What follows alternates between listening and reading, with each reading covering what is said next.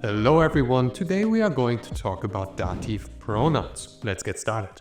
Dative pronouns sounds like a completely new topic, but it's not, since we already know the nominative and accusative forms of personal pronouns.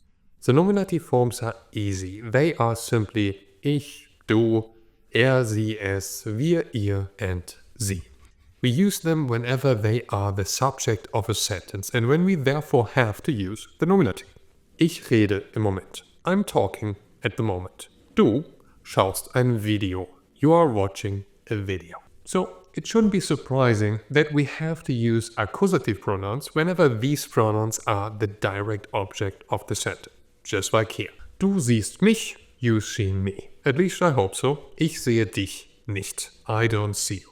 And to refresh your memory, here are the accusative pronouns. Ich, mich, du, dich, ihn, sie, es, wir, uns, ihr, euch, and sie.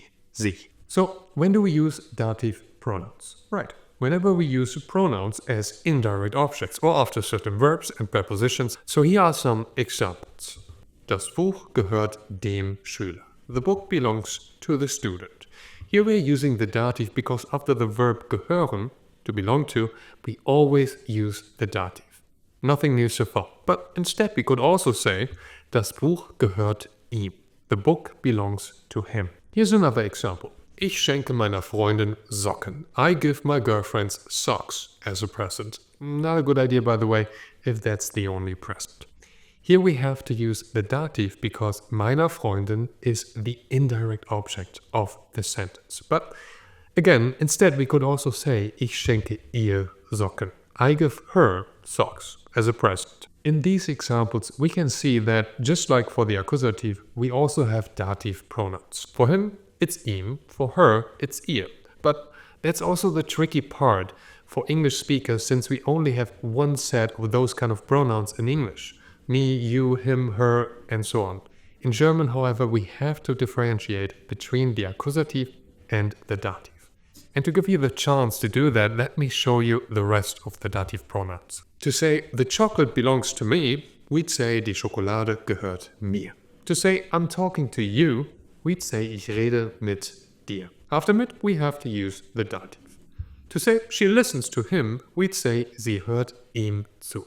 To say, he listens to her, we'd say, hört ihr zu. A perfect relationship. To say, I'm helping it, for example, an animal, we normally say, ich helfe ihm. Whenever we can't make out any gender, we usually use ihm. When it's female or when it has the feminine article die, it will become ihr. To say, she talks to us, we'd say, sie redet mit uns. To say, I'm listening to you in a sense of students, for example, so the plural, we'd say, ich höre euch zu.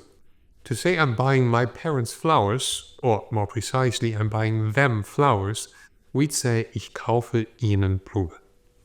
You know, I'm a good son. And that's it.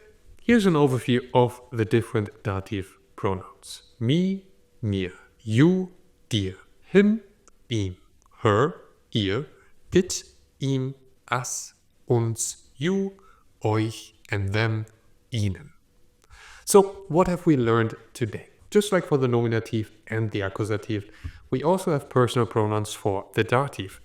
And here are all of them. Ich, mich, mir, du, dich, dir, ihm, ihm, sie, ihr, wir, uns, no change here, ihr, euch, no change as well, and sie, ihnen. And here are some examples which might give you a better idea of how and when to use these pronouns. Just pause the video to take a closer look.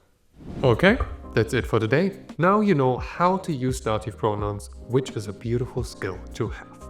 I know that they can be really tricky. Since I mentioned earlier, we do not have this difference between accusative and dative pronouns in English. As always, it needs time and patience and practice to get it right. If you want to start with practicing right now, just click on the link below for a free exercise. As always, no sign up necessary. For even more explanations, exercises and fun learning games, also for the dative pronouns, visit our website at www.wasdas.com. In our next video, we'll talk about modal verbs. If this video was helpful, don't forget to like and subscribe. for more fun German lessons. See you next time. Bye bye.